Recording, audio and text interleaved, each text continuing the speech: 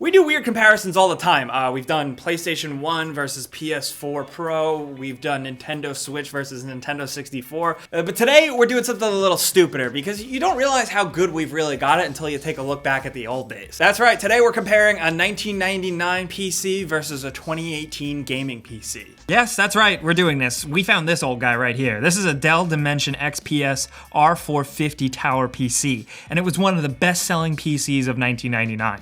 Look at this gorgeous, sexy enclosure. I mean, who needs RGB lighting when you have white, yellow, white, off-white? What is this? Aging plastic, or was that the actual design choice? I don't know. Actually cracking it open though, you get a 450 megahertz Intel Pentium 2 processor that looks way different from a standard CPU and cooling fan combo you'd see today. A whopping 256 megabytes of SD RAM, a zip drive, because of course, a simplified VGA graphics card of the time, and a very necessary Vortex 2 sound card. In these old PCs, if you didn't have a decent sound card, you were shit out of luck. It also has a LAN card and a dial-up modem, and while this one may no longer have a hard drive, the average size for this build at the time would be a 12 gigabyte hard drive. Yes, a massive, whopping 12 gigabytes.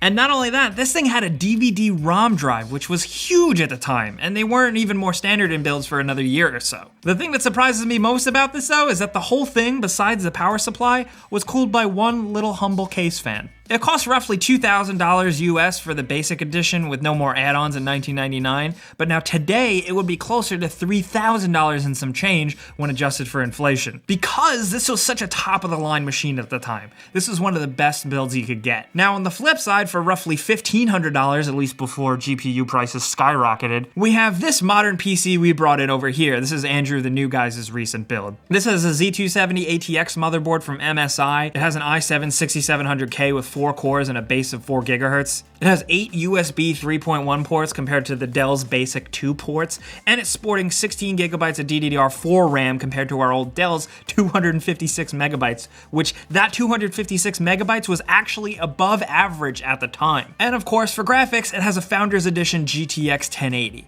Two competent machines, two very, very different time periods. Funny enough, they both take up roughly the same amount of space too, but in 1999, you would use this machine to play games like this.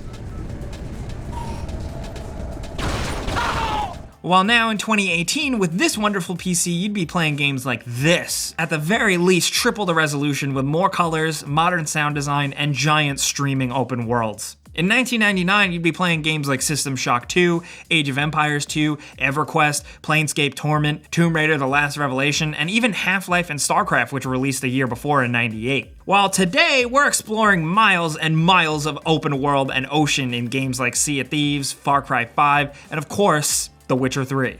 Today, our keyboards light up like the 4th of July and our machines are efficiently overclocked and liquid cooled, and PC gaming is more popular than ever with custom building becoming more accessible every single day. But now this Dell PC back in the day to me was insanely expensive, and I only had access to PC games like this in a library. While today, last year 2017, gaming on PC accounted for 28% of the entire game market's sales. Today, we have Steam as the main marketplace, giving us access to thousands upon thousands of games to download digitally, from independent to AAA, while this Dell, we'd have to get games the old-fashioned way through sharing or playing via zip or CD-ROM. We have plenty of complaints and gripes about modern gaming and the business behind it all, and a lot of those complaints are valid, but you can't deny that things are more convenient now. I mean, come on. Now that leads to our big question: in another 10 years, how will games look? How will PC hardware look? Will hardware be as big as a jump as it was in the last 10 years? Hopefully PC components will get smaller and more efficient and maybe even less expensive. While that is a given, I really wonder how big of a jump we'll see in graphics and technology behind games. Are we starting to max out just how good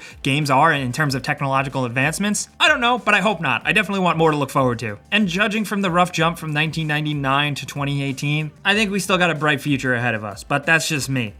Thanks for taking this trip down memory lane with us. Now, I want to hear from you guys some perspective. Did you have to go to a library to play RuneScape, or were you lucky enough to actually have your own computer at your house? Or maybe you weren't even alive yet. I don't know. Let's talk about this stuff down in the comments. I want to know how you guys feel about PC gaming from the past, the present, and even the future. What do you want next? How much further do you think we can go? And you know what, while you're at it, let us know in the comments what your first computer was, if you can remember. Mine was a Compaq. I don't remember which model, but I remember that brand. Let's talk about anything PC gaming or anything down in the comments below. I'll talk to you guys down there. If you got anything else for me, of course, you know you can hit me up on Twitter, Facebook, and Instagram at Jake Baldino. But as always, if you had a good time, clicking the like button helps us out. And if you're new, you should subscribe because we put out way better stuff every single day. But as always, thanks for watching. We'll see you guys next time. Pizza's on me. Let's get rid of this thing.